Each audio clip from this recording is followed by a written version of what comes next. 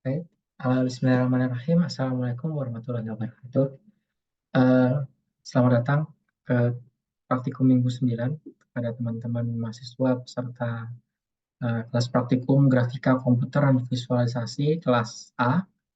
Nah, untuk praktikum GKV kelas A di minggu ini, minggu 9, mohon maaf, belum pada minggu ini saya belum bisa hadir eh, di Zoom seperti tak sampaikan minggu lalu, bahwa Selasa ini, tanggal 7 Mei, itu masih diadakan secara daring, secara online, karena di Labcom dan Lab Foto itu sedang digunakan untuk UTBK. Jadi seharusnya kita berjumpa via Zoom, via online, cuman mohon maaf ini saya belum bisa hadir di Zoom-nya secara langsung, karena di saat teman-teman menonton video ini, tanggal 7 Mei 2024, saya sedang berada di Jakarta untuk eh, pelatihan, untuk sedang melatih sebenarnya, melatih teman-teman BPN terkait 3D Cadastre, 3D Cadastre. Jadi ini rekamannya sudah seminggu yang lalu sebelum tanggal 7, jadi sebelum tanggal 7 sudah tak siapkan untuk teman-teman tonton pas hari H pelaksanaan kelasnya, pas pelaksanaan praktikum GKV minggu 9.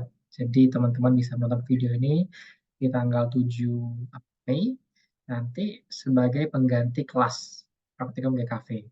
Nah, nanti kelasnya akan saya sampaikan materinya dulu seperti biasa, nanti akan dijelaskan detail teknisnya oleh asisten. Untuk materi minggu ini kita akan belajar terkait 3D modeling, masih lanjutan minggu lalu. Kalau minggu lalu kita belajar 3D modeling dengan SketchUp. Nah, di minggu ini kita lebih advance lagi dan lebih mendekatkan diri itu ke dunia spasial. Jadi kalau minggu lalu itu spasialnya adalah di mana kita attach 3D model kita tuh di atas suatu apa ya, geolocation, sebuah base map. Jadi ada base mapnya, terus teman-teman meletakkan 3D model di situ. Nah, di minggu ini mungkin agak sedikit lebih berat, di mana teman-teman akan membuat 3D model dari data point cloud, teman-teman. Jadi data point cloud yang diperoleh dari foto udara maupun laser scanner itu bisa kita buat 3D modelnya, kita melakukan digitasi lah. Tapi digitasi ini secara 3D. Jadi kalau biasanya kan kita digitasi di data foto udara ya, dua dimensi ya. Nah, kita sekarang digitasi tapi di data 3D, di data point cloud, membentuk model 3D. Nah, itu yang akan kita lakukan pada minggu ini, minggu 9, teman-teman. Oke, jadi ini sebentar saya share screen. Nah,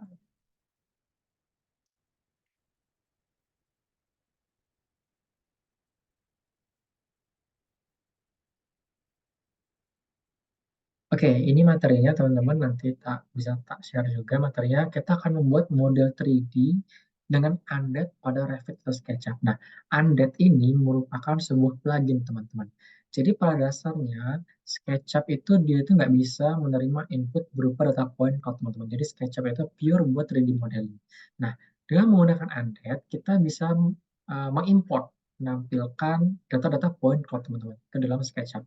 Nah, kalau Revit, Revit itu dia memang bisa mengimport SketchUp. Bedanya adalah kalau misalnya pakai Undead, mungkin kita bisa diberikan berbagai utilitas yang lebih banyak lah dibandingkan dengan Revit yang eh, normal standar. Jadi normal standarnya Revit itu memang bisa buka eh, point cloud, tapi formatnya itu harus RCP, PCAP, dan juga bisa kita 3D model di situ. Nah, kalau SketchUp itu dia memang butuh undead, teman-teman. Kalau nggak pakai undead, dia nggak bisa melakukan load point cloud data, itu nggak bisa. Jadi data point cloud nggak bisa dibuka, maka kita perlu menggunakan undead. Nah, nanti untuk instalasi pluginnya nanti akan didemokan, dijelaskan oleh asisten ya. Juga sudah ada modulnya di Elok juga, teman-teman, terkait download dan instalasi modul plugin undead.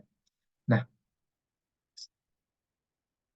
Nah, sebenarnya ini materi terkait 3D modeling dari data point cloud ini materi yang sangat-sangat luar biasa menurut saya. Nah, skripsi dan tesis saya itu kebetulan terkait 3D modeling dan data point cloud. Jadi kalau teman-teman tahu, sebenarnya aku tuh labnya lab foto, fotogrametri dan pengamatan jauh, dan fokusnya di LiDAR, di aktif remote sensing. Nah, skripsiku pakai TLS, tesisku juga pakai TLS. Dari data point cloud indoor ruangan itu tak modelkan jadi 3D. Nah, cuman fokusnya adalah klasifikasi point cloud menggunakan machine learning dan deep learning. Cuman juga bisa-bisa lah sedikit terkait 3D modeling dari data point cloud. Nah, jadi teman-teman, pemodelan 3D dari data point cloud ini menjadi sesuatu yang belakangan ini jadi tren lah, jadi naik daun. Karena ya ini sudah tak sempat singgung sejak awal kita bertemu di praktikum minggu satu, di kafe minggu satu, kartu minggu satu, bahwa kita tuh hidup di dunia nyata yang 3D, yang kompleks. Kita sebagai surveyor pengen memodelkan dunia nyata itu semirip dan serealistis mungkin. Dan kalau misalnya dulu kan kita memproyeksikan real world ini kan ke bidang datar ya, dua dimensi gitu ya. Maka kita bisa lihat peta dua dimensi, peta order foto atau peta dua dimensi gitu lah. Cuman kan dengan semakin maju teknologi, kita bisa memodelkan dunia nyata yang kompleks ini dalam bentuk 3D juga. Jadi kita lihat dunia nyata yang 3D, ya udah kita menggunakan 3D juga. Makanya kita bisa menggunakan point cloud sebagai basis untuk melakukan 3D modeling, teman-teman. Oke, point cloud muncul sebagai data yang mentransformasi bagaimana kita dapat melakukan pemodelan 3D.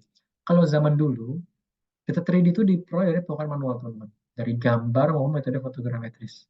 Namun metode ini time consuming, memiliki banyak error dan kurang detail.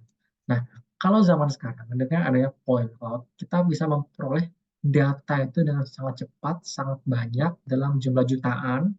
Itu sangat cepat banget. Jadi kalau teman-teman pernah hands-on laser scanner, itu cerita sedikit yang tak pakai dulu waktu tes itu tuh mereknya Leica RTC 360. Itu nge-scan itu 2 menit. Jadi 2 menit didirikan, dihidupkan, itu bisa menghasilkan belasan juta poin.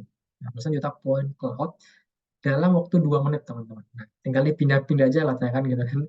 Dalam waktu 1 jam itu udah miliaran point cloud. Jadi data point cloud ini dengan maju teknologi kita bisa memperoleh, dan data point cloud yang semakin banyak, semakin akurat, bisa kita gunakan sebagai basis untuk melakukan 3D modeling. Jadi teman-teman bisa lihat di sini kan ada data point cloud nih. Nanti kita kayak ngedigit gitu loh. Oh, kita mau bangun wall nih. Kalau di SketchUp kan ada wall, di Revit juga ada wall. Kita ngedigit pas di point cloud-nya.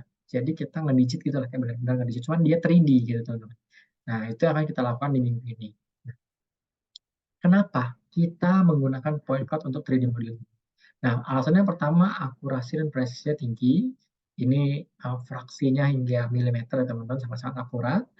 Dan datanya komprehensif, detail, dan efisien. Jadi, menggunakan laser scanner, dia itu mengcapture nggak cuma geometrik, tapi juga radiometrik, kayak warna. Warna dari data point itu kelihatan. Jadi, teman-teman seperti ini ya. Warna dinding, warna objek. Nah, beda kalau point cloud misalnya untuk dengan fotogrametris. Nah, kelemahannya fotogrametris, teman-teman udah tahu bahwa misalnya di area yang homogen, tekstur yang nggak ada, point cloud itu nggak bisa dibuat. Jadi misalnya teman-teman ngefoto apa ya, dinding ini, dinding warnanya sama, teksturnya homogen. Nah, point cloud dari foto udara mungkin nggak bisa dibuat. Kenapa? Metode SFM, Structure from Motion, itu sulit untuk mengidentifikasi mana area yang overlap antara apabila warnanya sama dan juga tekstur homogen, itu susah. Nah, beda sama laser scanner, teman-teman. Mau warnanya sama, mau teksturnya sama, ya tetap bisa dibedakan. Kenapa? Karena prinsip dari laser scanner itu beda sama foto udara, teman-teman. Dia prinsipnya itu menembak jarak langsung, dibalikin jaraknya. Jadi dia measuring directly, menggunakan light, menggunakan laser, teman-teman. Makanya dia bisa menembak tekstur apa, homogen juga bisa. Nah, terus yang ketiga adalah penggunaan laser scanner point cloud itu banyak sekarang digunakan di berbagai industri. Jadi Tesla itu mobilnya bisa autonomous driving karena ada LiDAR-nya. iPhone 14 Pro ada LiDAR-nya buat 3D model. Terus apa lagi ya? Banyak sih aplikasi-aplikasi LiDAR itu, pokoknya udah banyak diterapkan. Di mana-mana tuh udah pakai sensor LiDAR gitu ya. Dan pertanyaan adalah, kalau misalnya data point cloud ini penting dan bisa digunakan untuk 3D modeling, bagaimana cara mengukurnya? Nah, cara mengukurnya itu dengan menggunakan laser scanner sebenarnya, menggunakan LiDAR. Inilah solusi terbaik untuk menangkap realitas. Ini pendapatku sendiri, karena kalau foto udara, tadi yang saya sampaikan, mau foto maupun close range, itu kelemahannya di tekstur. Jadi data yang misalnya teksturnya homogen, atau misalnya warnanya sama, nah, foto udara itu susah mengenerate point cloud-nya. Nah, beda sama LiDAR, LiDAR itu bisa menangkap realitasnya. Jadi LiDAR merupakan teknik metode PJ sensor aktif ya, jadi kalau teman sudah PJSA, itu termasuk sensor aktif. bukan pasif. Kalau pasif itu kayak Landsat, Sentinel, dia memanfaatkan dia menangkap eh, gelombang elektromagnetik magnetik yang dipancarkan oleh objek. Jadi dari matahari memancarkan gelombang elektromagnetik dipantulkan kembali oleh objek ditangkap oleh sensor satelit. Nah, kalau misalnya aktif, dia nggak bergantung ke matahari. Dia memiliki instrumen sendiri untuk memancarkan siar inframerahnya, memancarkan gelombang elektromagnetik sendiri. Jadi misalnya ini LiDAR, dia bakal memancarkan sendiri. Nah, nanti terkena objek, nah objek ini manculkan balik nih, ditangkap lagi sama LiDAR-nya. Ketahui jarak ini ke sini.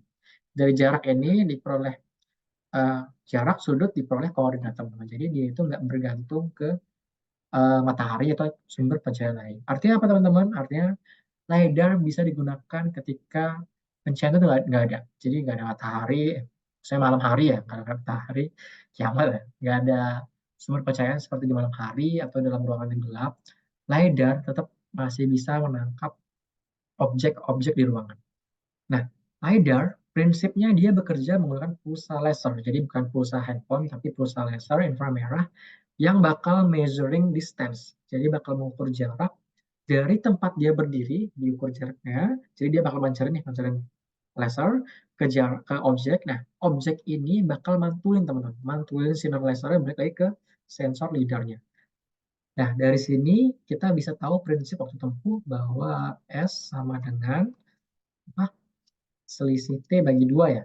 Ketemu jarak nih dari instrumen lidar ke objeknya. Nah, diketahui jarak plus sudut, nah kita bisa pakai prinsip geodesi ya, kita bisa ngitung X sama Y koordinatnya. Ini berarti D cos alpha sama D sin alpha teman-teman. Jadi prinsip LIDAR itu sebenarnya sesederhana itu.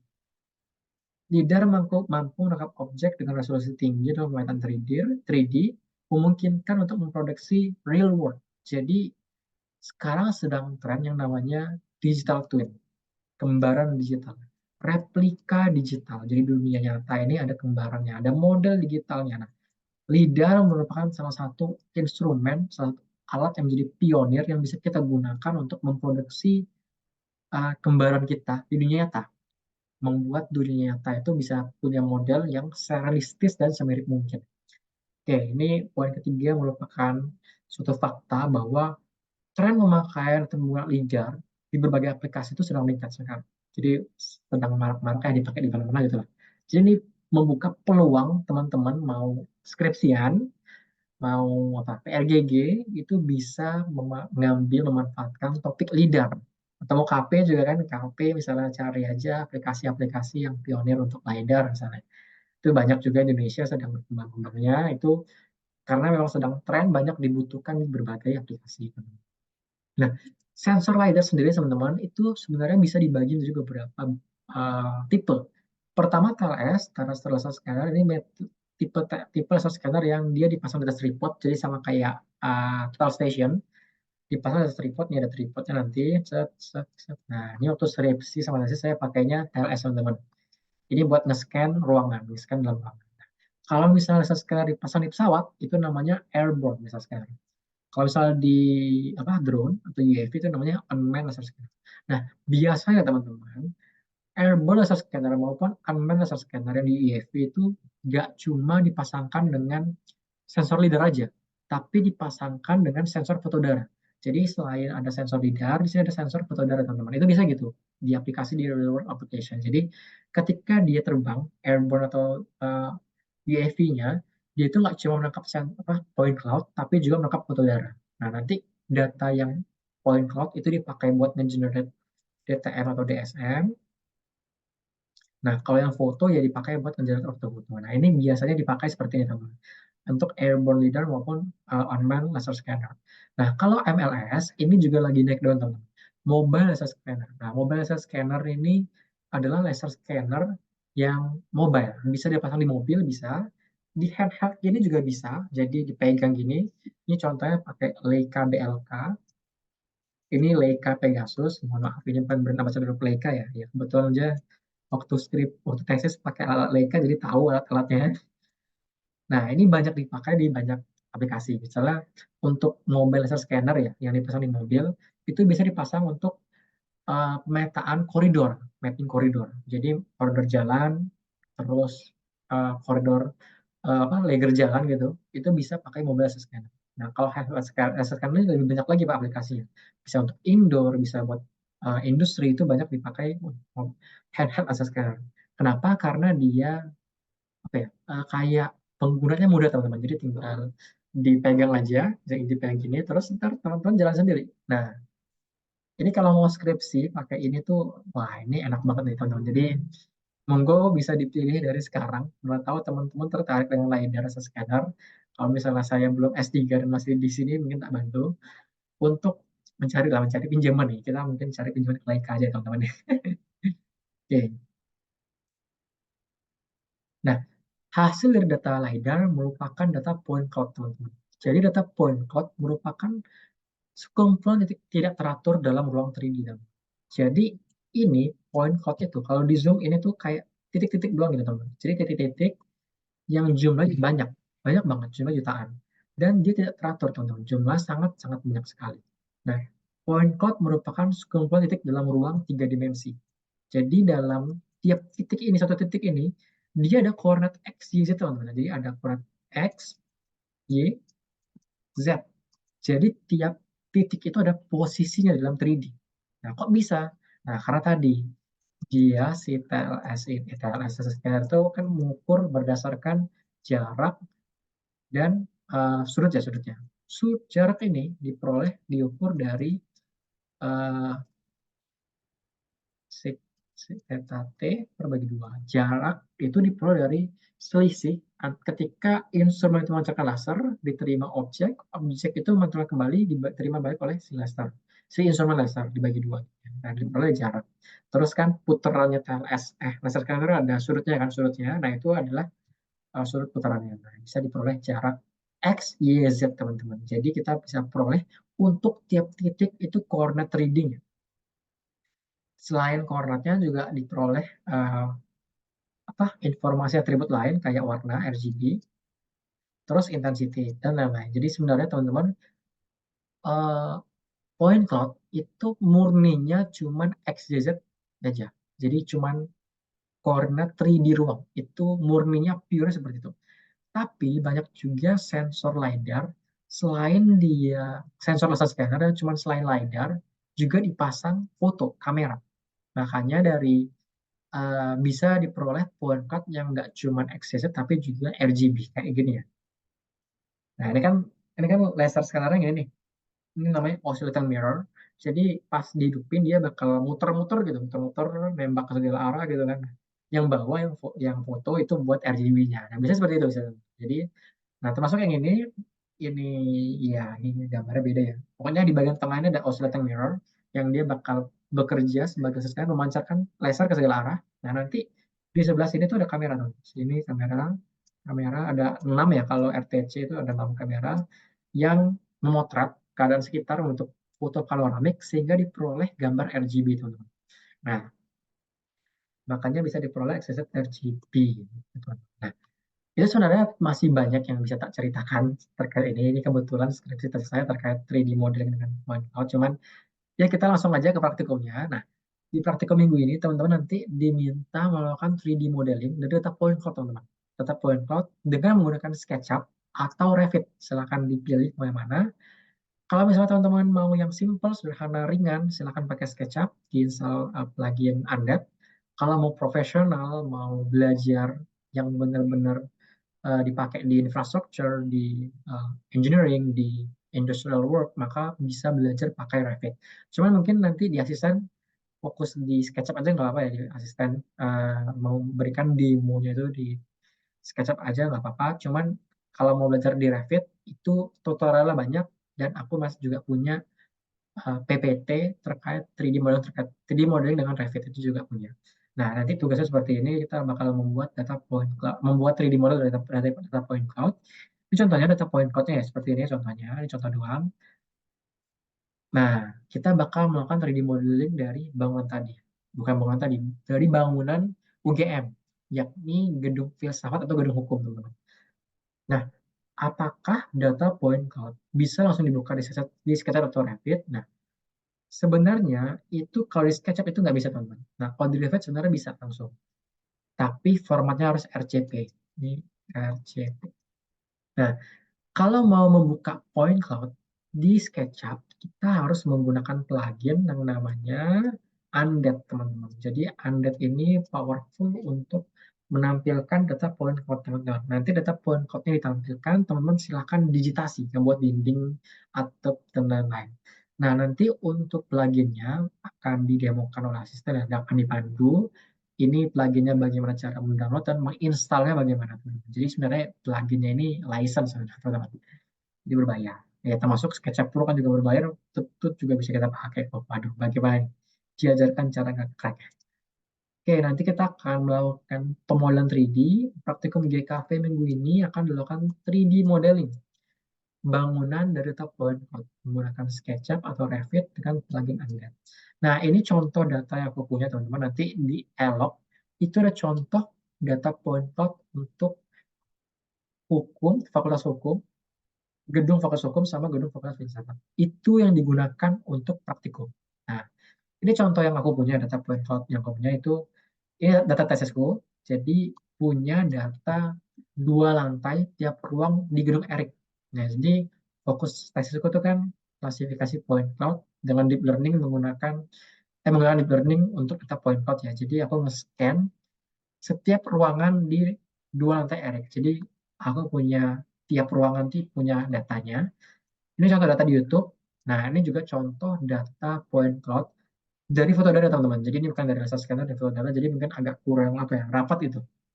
Cuman ini bisa dipakai buat tugasnya. Nanti kalau mau ya tak kasih.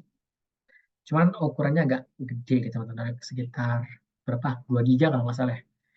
Nanti dari data point cloud ini, teman-teman, kita bakal melakukan 3D modeling. Nanti akan didemokan oleh asisten dengan SketchUp ya, bagaimana kita import data point cloud-nya, terus kita kayak ngedigit biasa gitu loh, kayak di ortofoto gitu kan, kita ngedigit kayak ya pakai polygon gitu kan. Nah, sama kayak di sama sama di SketchUp juga gitu, kita masukkan point cloud, terus kita kunci biar nggak gerak, terus kita bangun apa, wall, bangun atap itu berdasarkan data point cloud ya, teman-teman. Jadi kayak ngedigitasi tapi di 3D. Jadi nanti hasilnya kebentuk 3D model dari data point cloud menggunakan SketchUp atau Revit. Nah, ini contoh dari hasil 3D modelnya, teman-teman. Nah, ini, mohon maaf, ini pakai Revit, ini pakai Revit, ini kayak pakai SketchUp nih. Nah, buat ini pakai SketchUp. Jadi ya agak beda sedikit ya bentukannya. Cuma nanti bebas saja, monggo silakan teman-teman mau pakai SketchUp atau Revit, nanti bisa disesuaikan dengan kemampuan laptop dan kemampuan datanya ya.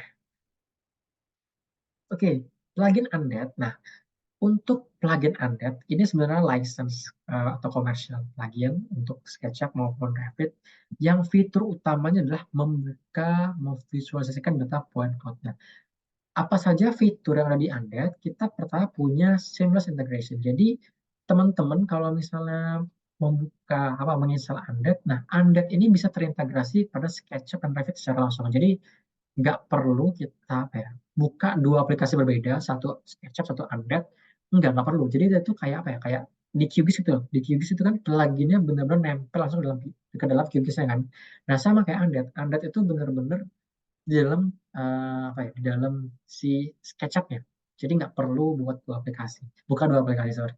Jadi benar-benar seamless integration. Walaupun ya kalau nggak salah pembuat SketchUp sama Undead ini kan 2 developer yang berbeda, cuman dia bisa digabung jadi satu. Terus kedua, manajemen data point cloud yang efisien. Karena kita dengan Undead ini kita bisa import, organizing, hingga visualisasi, teman-teman. Jadi bisa diatur transparansinya, bisa diatur bounding box, clipping area, itu semua bisa diatur dengan Undead.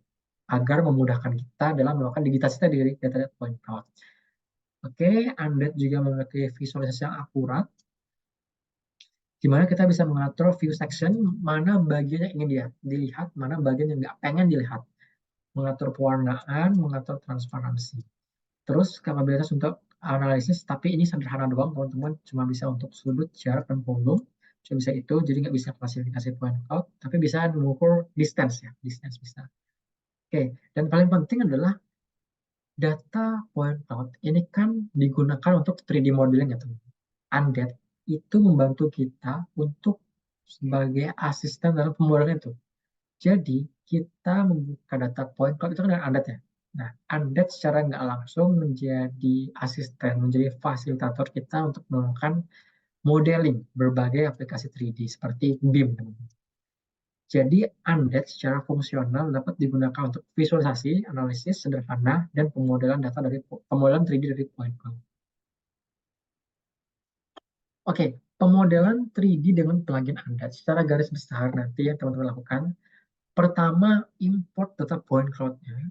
Ya, setelah install Undead ya maksudnya, setelah install Undead, terus diimport. Setelah diimport, teman-teman bisa atur visualisasi tampilan data point cloud-nya. Bisa diatur warnanya, bisa diatur transparansinya, view section, dan lain-lain. Jadi dibuat senyaman mungkin, terus kalau sudah bisa dibersihkan noise dan outlier, baru dikunci layernya, dan mulai melakukan 3D modeling menggunakan tools yang ada pada SketchUp. Jadi bisa pakai rectangle, bisa pakai pensil yang teman-teman udah tahu toolsnya minggu lalu teman-teman.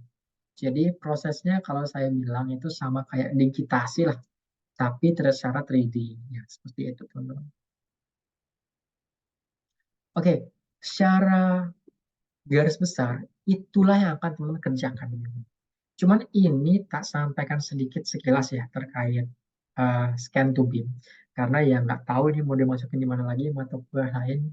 Ini tak doktrin lah sedikit-sedikit terkait apa ya laser scanner to 3D modeling. Karena ini salah satu topik yang aku bisa kuasai untuk tesis dan skripsiku, itu tugas akhir lah. Dan ini topik yang lagi naik daun teman. Semua bangunan itu diatur dalam regulasi pemerintah Indonesia harus memiliki BIM, Building Information Modeling. Jadi BIM itu merupakan model 3D dari bangunannya.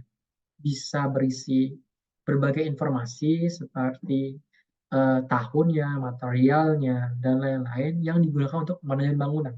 Untuk manajemen dan mengelola bangunan. Ini mengapa BIM itu informasi yang sangat-sangat penting. Dan setiap pembangunan gedung baru oleh pemerintah itu biasanya selalu diminta untuk model BIM-nya juga ada. Jadi BIM itu benar-benar apa ya lagi dibutuhkan sekarang ini. Dan dalam dunia BIM ada istilah yang dimana kita geodesi bisa masuk ke dalamnya. Namanya adalah scan to BIM. Ini proses di mana kita menggunakan laser scanner kayak TLS, MLS, dan lain-lain untuk menangkap realitas suatu ruangan, suatu gedung secara akurat dan mendetail. Dan kita bisa peroleh point cloud-nya, kita ubah ke BIM. Pakai, bisa sih orang-orang pakai Revit, teman-teman. Nah, ini yang lagi penting-pentingnya banget, kita belajar 3D modeling dari data point cloud. Karena memang lagi dipakai memang sekarang ini, lagi banyak dibutuhkan 3D modeling. Jadi scan to beam dengan data point cloud diakuisisi dengan laser scanner menangkap data dalam waktu singkat dan digunakan untuk membentukkan model beam 3D. Nah, proses ini dari point cloud ke dari laser scanner diperoleh point cloud, kemudian diperoleh beam, itu namanya scan to beam.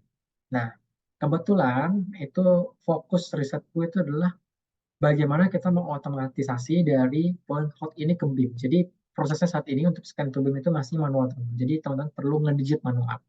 Jadi bagaimana cara kita biar digit otomatis, nah itu yang menjadi topik risetku. Nah ini ya contoh seperti ini ya. Nah ini contoh hasil tesisku dulu ya, bahwa ini ya data tesisku, kita peroleh data point cloud, dilakukan klasifikasi dengan deep learning. Nah, proses dari sini ke sini itu masih manual, teman-teman, masih menggunakan Revit. Nah, bagaimana caranya kita bisa memperoleh ini dari data point cloud terklasifikasi sudah per objek. Jadi objek ini terklasifikasi sebagai meja, ya dibuat jadi meja gitu. Nah, itu adalah tantangan ke depan. Dan ini topik ini masih hangat gitulah, masih baru, masih banyak masih banyak dieksplor seperti itu. Nah sebenarnya materinya seperti itu teman-teman. Silahkan dibuka di eloknya di minggu 9 model 3D dengan plugin Anda. Nah di sini ada beberapa plugin, ada tutorial. Ini tutorial instalasi Revit dan aktivasi Anda. Nah, ini kalau misalnya teman-teman pakai Revit, terus mau aktivasi Undead. Nah, kalau misalnya mau pakai Undead pada SketchUp, nah, yang ini ya teman-teman. Jadi di sini diberikan tutorial bagaimana kita bisa memperoleh Undead nih di SketchUp. Nanti ya bisa dibaca dan bisa didemokan oleh asisten juga. Nah, nanti data point code-nya diperoleh dari sini. Ada RCP, ini RCP ini kalau misalnya teman-teman menggunakan Revit. Nah, kalau pakai Revit, silakan pakai data ini, data point code RCP. Nah, kalau misalnya pakai pakai SketchUp, bisa pakai ini. Jadi isinya sama, isinya adalah data point code filsafat dan juga hukum. Jadi ya bisa disesuaikan, oh ini filsafat, ini hukum, ini ya sama filsafat sama hukum, cuman ya ini untuk apa Revit ada RCP-nya. Ada RCP kalau misalnya SketchUp itu formatnya LAS. Oke, jadi tugasnya adalah membuat model 3D dari data yang disediakan menggunakan SketchUp maupun Revit dengan plugin Undead, teman-teman. Jadi teman-teman diberikan sebuah data point cloud, silahkan lakukan 3D model dari data tersebut. Oke, setelah penjelasan ini mungkin para asisten akan melakukan demo terkait praktikumnya ya secara online ya karena yang lagi-lagi karena laptop masih dipakai. Jadi secara online dulu kita demokan dari undead-nya, cara importnya, terus bagaimana kita mendigitasi, membuat 3D model dari data point seperti itu. Oke, mungkin sekian yang dapat saya sampaikan terkait pengantar dari praktikum grafika komputer minggu 9. Jadi saya mohon maaf sekali lagi bahwa saya masih belum bisa bertemu teman-teman secara langsung, secara tatap muka ya, walaupun minggu lalu sih kita juga online, cuman kan online saya hadir di Zoom, cuman pada minggu ini saya nggak bisa hadir karena sedang di luar kota. Ya, cuma saya usahakan nanti akan tetap monitor, tetap standby, misal teman-teman ada kendala terkait praktikumnya hari ini. Untuk absensi nanti bakal di screenshot seperti biasa oleh asisten, seperti biasa sebagai asisten ya di screenshot di Zoom-nya. Jadi teman-teman pastikan sudah merename namanya, terus nanti di screenshot oleh asisten. Oke, mungkin sekian yang dapat saya sampaikan terkait penugasan. Sebentar, saya jadi lupa teman-teman. Ada yang lupa tak sampaikan. Sebentar. Tadi kan tak bilang bahwa aku punya PPT terkait 3D model dengan Revit kan. Nah, teman-teman nanti kalau mau bisa tak bagi sharekan PPT. Jadi PPT ini dulu tak buat untuk pelatihan juga sebenarnya teman-teman. Ini terkait, nah ini adalah interface Revit, terus apa aja yang ada dalam Revit, tools-toolsnya, terus ya cara menggunakan beberapa tools. Nah ini cara import point cloud. Jadi format itu RCP teman-teman. Jadi yaitu nggak bisa last RCP. Terus ini data point cloud-nya. Nah kita bisa melakukan apa 3D modeling mana ya? Nah ini wall. Nah, kenapa Revit itu lebih powerful, lebih apa ya, lebih profesional gitu lah dibanding SketchUp. Nah, Revit itu bekerja based on level. Jadi ada level-level grid tertentu yang bisa dimasukkan ditambahkan. Jadi kalau misalnya bangunnya ada 6 lantai, dia punya 6 level gitu. Dan ini membantu misalnya kita cuma pengen melihat satu level tertentu doang. Jadi pengen melihat 3D model, melakukan manajemen BIM, manajemen ruang, manajemen pipa, manajemen instalasi dan lain-lain itu seturun tertentu, itu bisa di Revit lebih mudah gitu lah. Walaupun di SketchUp juga bisa ya sebenarnya teman-teman.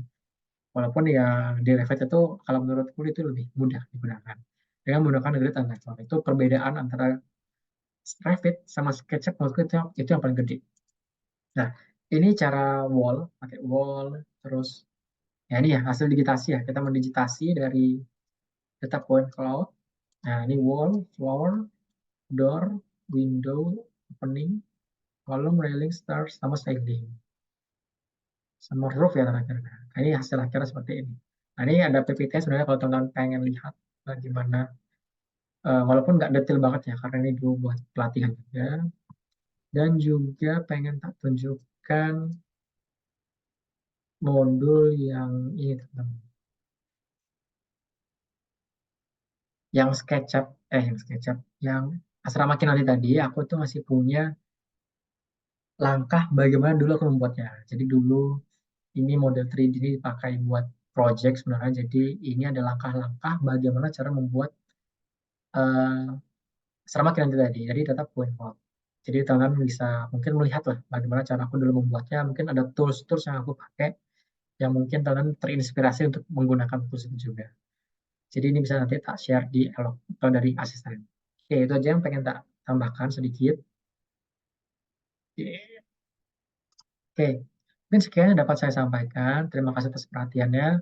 Semangat untuk melaksanakan praktikum, tetap menjaga kesehatan. Akhiri, wassalamualaikum warahmatullahi wabarakatuh.